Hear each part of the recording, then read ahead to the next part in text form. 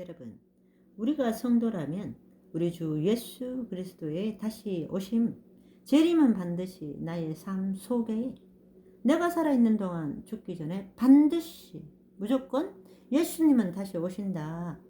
살아서 공중에서 기쁨으로 주를 맞이하게 된다라는 믿음으로 살아야 됩니다. 그것은 우리 주님이 언제 오실지 모르기 때문에 더디 오시리라 생각한다면 깨어 있을 수가 없기 때문입니다. 누가복음 12장 35, 36, 40절 허리에 띠를 띠고 등불을 켜고 서 있으라. 너희는 마치 그 주인이 혼인집에서 돌아와 문을 두드리면 곧 열어주려고 기다리는 사람과 같이 되라. 그러므로 너희도 준비하고 있으라. 생각하지 않은 때에 인자가 오리라 하시니라. 지금 곧 오실 것처럼 살자.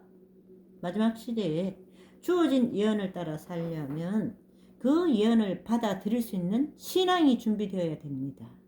특히 지금 이 시대에 태어난 우리가 얼마나 복이 있다는 것은 예수님이 다시 오실 징조가 너무나 뚜렷하기 때문에 더 큰 확신으로 오늘일까 내일일까 목을 쭉 빼고 기다리는 것입니다. 성경의 모든 예언들이 이미 다 성취가 되었고 다시 오실 예수님 이 부분만 남겨두고 있기 때문에 다니엘서와 요한계시록의 예언이 우리에게 실제적으로 다가오는 것이 체감되는 것이죠. 예수님의 공중 강림, 지상 재림을 기다리다가 지치고 반복하고 계십니까? 이 악순환을 깨는 것은 지금 이 시간까지는 오시지 않으셨지만 내가 살아있는 동안에 반드시 오신다라는 굳건한 믿음, 재림 신앙을 가지면 게임은 끝나는 것입니다. 게임 오버. 내가 살아있는 동안에 주님을 만나는 것이 확실한데 믿음이 연약해질 수가 있습니까?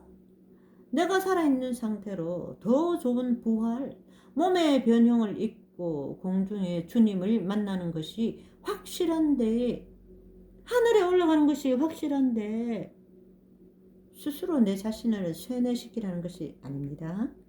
예수님의 사도들도 모두 그렇게 믿었던 사람들입니다. 왜냐하면 예수께서 하늘로 승천하시면서 약속하셨기 때문입니다. 요한복음 14장 3절 너희를 위하여 거처를 예비하면 내가 다시 와서 너희를 내게로 영접하여 나 있는 곳에 너희도 있게 하리라 말씀하신 그때부터 제자들과 사도들은 그 약속을 붙잡고 살았습니다. 그러나 자신들이 생각했던 것보다 예수님의 다시 오심이 지연되었을 때 그들이 실망했을까요? 아닙니다. 사도 요한을 한번 볼까요? 사도 요한이 요한계시록을 쓰면서 모두 봤습니다. 자기가 죽고 난 후에도 한참 있을 인류의 역사와 그것이 마칠 때 예수님께서 비로소 오실 것을 다 보았던 분이세요. 계시를 통해서 다 봤습니다. 수많은 사람들이 준비되지 않은 채 짐승표를 받고 심판 속으로 들어가는 것, 멸망당하는 것을 다 봤습니다. 그러나 요한은 자기가 살아있을 때 예수님이 오실 거라고 믿었습니다. 그래서 계시록 22장 20절에 아멘 주 예수여 오시옵소서 라고 말씀을 남겼습니다. 예수님은 곧 오신다는 재림신앙. 사도 바울은 또 어떻습니까? 불법의 비밀이 이미 활동하였으나 그때에 불법한 자가 나타난다라고 예언의 말씀을 전하면서도 그 믿음은 자기가 살아있을 때 주님을 맞이한다라는 믿음을 가지고 있었습니다. 그래서 데살로니가전서 4장 17절에 우리 살아남은 자들도 라며 우리라고 표현을 했습니다. 우리라면 뭡니까? 자기가 포함된 거죠. 우리 살아남은 자들도 그들과 함께 여기 그들은 무덤에서 부활한 성도들입니다. 이 말씀을 쓸 때 데살로니가 교회의 교인들이 재림 신앙이 희미해지고 많은 영적 지도자들이 순교하고 슬픔에 빠져 있으니까 죽은 자들도 다시 살아나서 같이 만날 것이고, 살아있는 우리도 살아있는 그대로 더 좋은 부활로 주님을 영접할 것이니, 주 안에서 죽은 사람은 그것으로 끝이 아니고 살아나서 다시 만난다라며 위로를 하는 것입니다. 그래서 우리가 항상 주와 함께 있으리라. 얼마나 놀라운 말씀입니까? 사도 바울이 이 말씀을 기록할 때는 이미 여러 제자들이 순교를 당했을 때인데, 그러함에도 불구하고 현재 살아있기 때문에 여전히 우리 살아남은 자도 우리가 항상 주와 함께 있을 것이다 라고 성경은 기록하고 있는 것입니다. 그 자리에 나도 있을 것이다. 무엇이 문제입니까? 반드시 무조건 살아서 그리스도의 강림을 맞이한다는 것이 억지입니까? 극단이 아닙니다. 세뇌도 아니고 신앙입니다.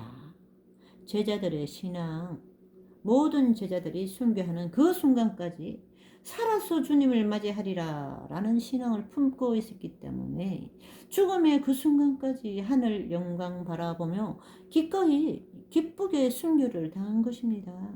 순교할 당시에는 다시 깨어나서 예수님이 다시 오실 때 살아있던 사람들과 같이 영화로운 몸을 입고 같이 휴거될 것을 알고 기꺼이 영광스러운 순교 자리까지 간 것이죠.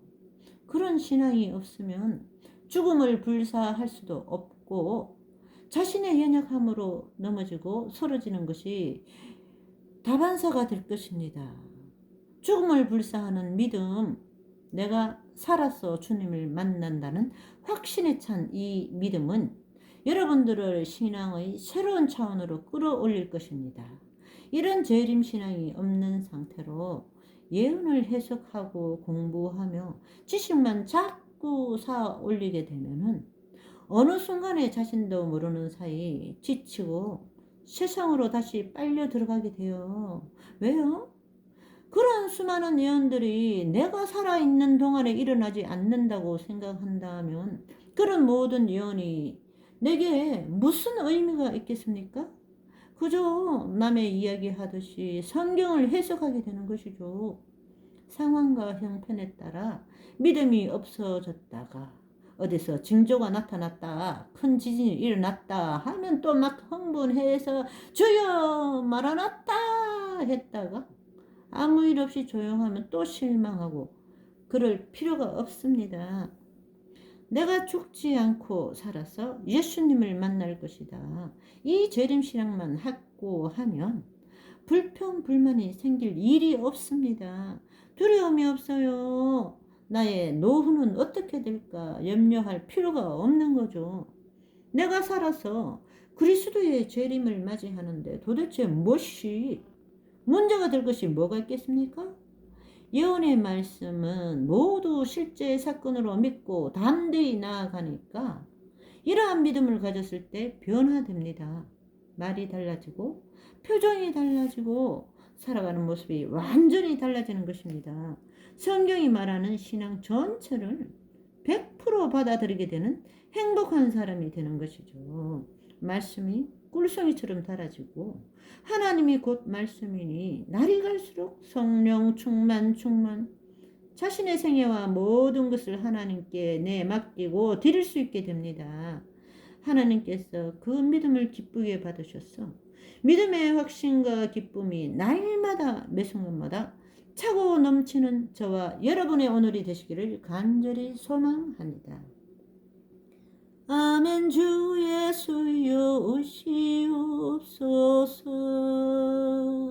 우리 주님 다시 오실 길을 만들자. 십자가를 들고 땅끝까지 우린 가리라. 우리 주님 하늘 영광 온 땅 덮을 때 우린 땅끝에서 주를 맞으리. 마라나타 마라나타. 아멘. 주 예수여 오시옵소서. 아멘. 주 예수여 오시옵소서.